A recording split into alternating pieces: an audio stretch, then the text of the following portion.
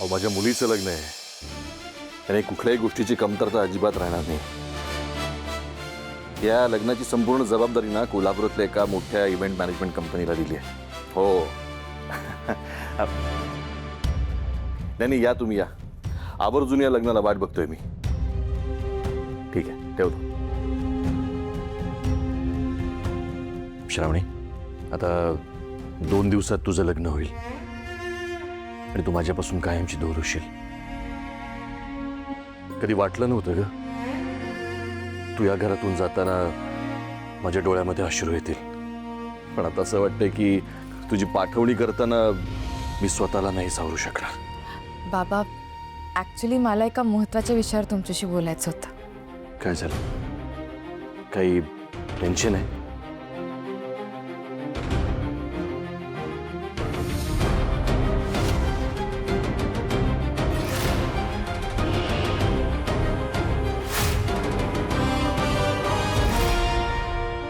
Sir,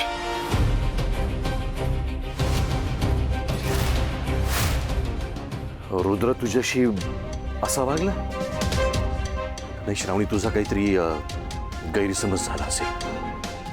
हे बघ, रुद्र चांगला मुलगा आहे. मी त्याला खूप वर्षांपासून ओळखतोय. प्रेमळ आहे, मनाने हळवा आहे आणि म्हणूनच मी तुझ्यासाठी त्याची निवड केली आहे. बाबा, तुमचा त्याच्यावर विश्वास असेल तर माझाही तुमच्यावर विश्वास आहे. मला फक्त जे जाणवलं ते मी सांगितलं. पण तू काळजी करू नकोस, मी त्याच्याशी सविस्तर बोलीन. ठीक आहे, येते.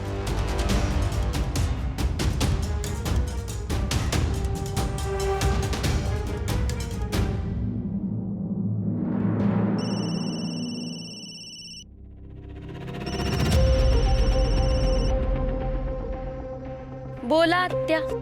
स्वीटे, आम्ही आमच्या शुभूचं लगीन तुझ्याशी लावायला तयार आहोत.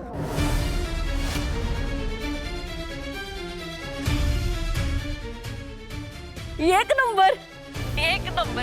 अहो मला ठाऊक होता आत्या, तुम्ही हे मान्य करणार मला ठाऊक होतं. स्वीटे, पण त्यासाठी आमची बी एक आठ आहे. अहो अट तुम्ही नाही हो, आम्ही घालणार. अगं स्वीटे, आमच्यावरती विश्वास ठेव की. आमच्या शुभूचं लगीन तुझ्या बरोबरच लावणार. हा माझा शबूत आहे आणि जबाबदारी मी आहे माझी. पण त्यासाठी तुला बी एक गोष्ट करावी लागेल. या समध्याबद्दल आणि सानिकाबद्दल तू स्वतःहून शुभूला मात्र काय सांगायचं नाहीस. आणि तुझ्या इंद्रनीलला लग्नासाठी तयार कर. एवढंच आहे होय? मान्य आत्या, मान्य आहे तुमची अट. आता तयारीला लागूयात आपण. काय हा? टट टट टट टट.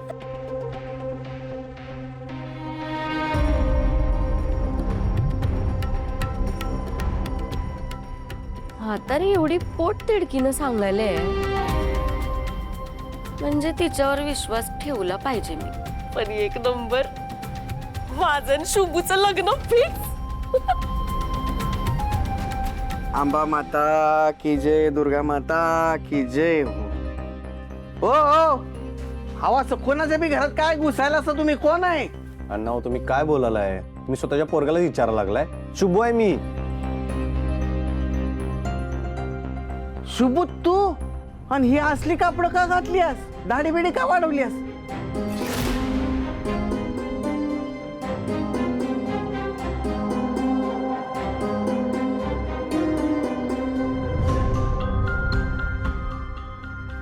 मी ते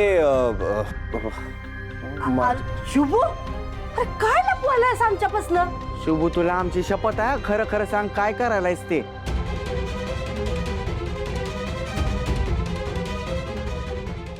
माझ्याकडे सुपरवायझरचा जॉब आहे, करशील?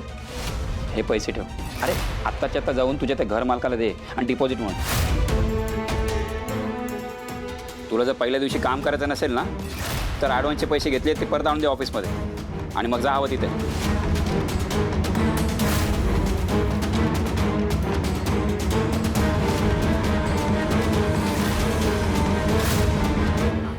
अरे पण तू शावलीच्या घरी का गेलास?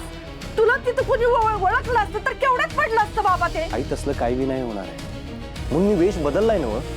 आणि तुला मी वचन देतो, श्रावणीच्या लग्नात मी कुठली बी अडचण आणणार नाही.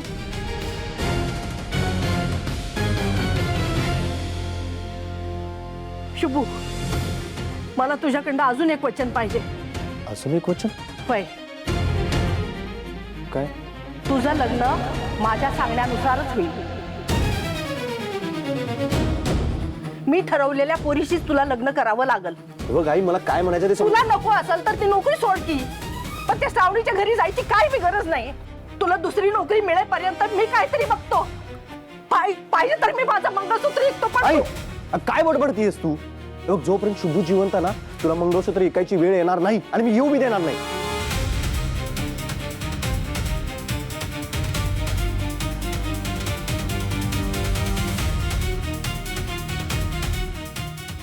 मला दे वचन, माझ्या पसंतीच्या पोरीशी तू लग्न करणार म्हणून, आणि मी सांगल तवाच, आणि तू दिलेला शब्द परत घेणार नाही म्हणून. दे वचन.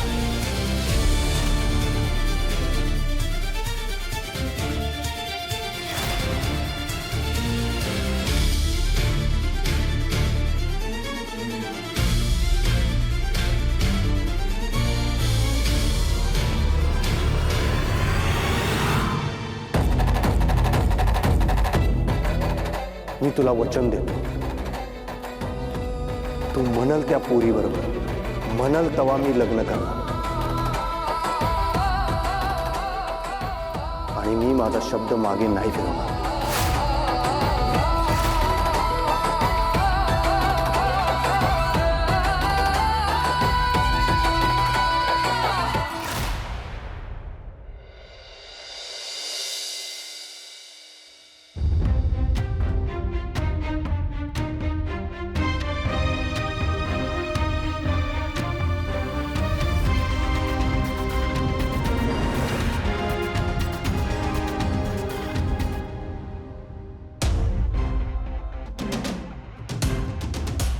आज श्रावणीची हळद आहे आणि घरात एवढी शांतता. काय झालं? मला सुद्धा माहित नाही काय झालं ते. विश्वंभर, तू एवढ्याशा कारणासाठी का अडून बसलायस? मी अडून बसलो नाहीये नंदा का. श्रावणीने मला जे सांगितलंय ते क्रॉस चेक करणं गरजेचं आहे. म्हणजे तुझा रुद्रवर विश्वास नाहीये का? माझा आता श्रावणीपेक्षा जास्त कुणावरच विश्वास नाही.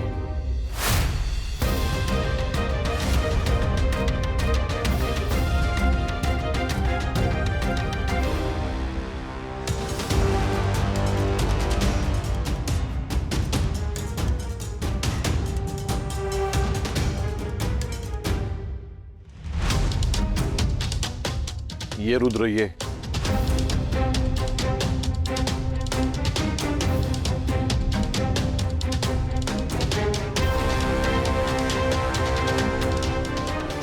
काय झालं सर? मी तुझ्यावर विश्वास ठेवून श्रावणीचं लग्न तुझ्याशी ठरवलं. असं कसा वागू शकतोस तू हिच्याशी?